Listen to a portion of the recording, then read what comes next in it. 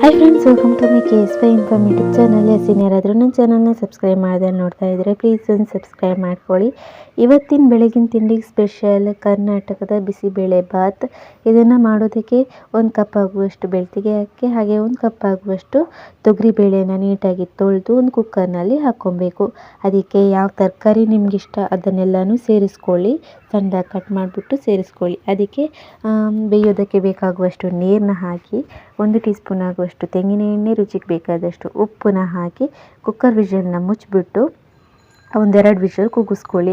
ಅದಾದಮೇಲೆ ಅನ್ನ ಹಾಗೆ ತರಕಾರಿ ಎಲ್ಲ ಬೆಂದಿರುತ್ತೆ ಅಲ್ಪ, ಅದಾದಮೇಲೆ ಒಗ್ಗರಣೆ ಮಾಡ್ಕೊಳ್ಳೋಣ. ಒಂದು ಬಾಣಲೆಗೆ 2 ಸ್ಪೂನ್ ಆಗುವಷ್ಟು ತುಪ್ಪ, 2 ಸ್ಪೂನ್ ಆಗುವಷ್ಟು ತೆಂಗಿನ ಎಣ್ಣೆನ ಹಾಕ್ಬಿಟ್ಟು ಇದಕ್ಕೆ ಸಾಸಿವೆ ಹಾಗೆ ಉದ್ದಿನಬೇಳೆ ಹಾಗೆ ಸ್ವಲ್ಪ ಗೋಡಂಬಿ ಹಾಗೆ 1-2 ಬ್ಯಾಡಗೆ ಮೆಣಸು, ಸ್ವಲ್ಪ ಕರಿಬೇವು, ಸ್ವಲ್ಪ ಈರುಳ್ಳಿ ಹಾಕಿ ಚೆನ್ನಾಗೇ ಫ್ರೈ ಮಾಡಿಬಿಟ್ಟು ಒಗ್ಗರಣೆ ಮಾಡ್ಕೊಳ್ಳಿ.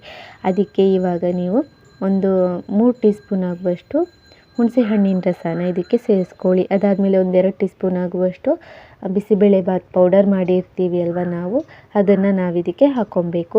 ಅದನ್ನು ಹಾಕ್ಕೊಂಡು ನೀಟಾಗಿ ಕಲಿಸ್ಬಿಟ್ಟು 2 ಕಪ್ ಆಗುವಷ್ಟು ನೀರನ್ನ ಹಾಕ್ಬಿಟ್ಟು ಇವಾಗ ನಾವು ಬೇಯಿಸಿರುವಂತಹ ಅನ್ನ ಹಾಗೂ ತರಕಾರಿಯನ್ನು ಬೇಯಿಸ್ಕೊಂಡಿದ್ದೀವಿ ಅದನ್ನು ಇದಕ್ಕೆ ಹಾಕ್ಬಿಟ್ಟು ನೀಟಾಗಿ ಕಲಿಸ್ಬಿಟ್ಟು, ಜಾಸ್ತಿ ದಪ್ಪ ಆಯಿತು ಅಂದರೆ ಮತ್ತೆ ನೀರನ್ನ ಸೇರಿಸ್ಕೊಳ್ಳಿ. ಹಾಕ್ಬಿಟ್ಟು ಇದನ್ನು ಒಂದು 10 ನಿಮಿಷ ಬೇಯಿಸಿದರೆ ಆಯಿತು, ರೆಡಿ.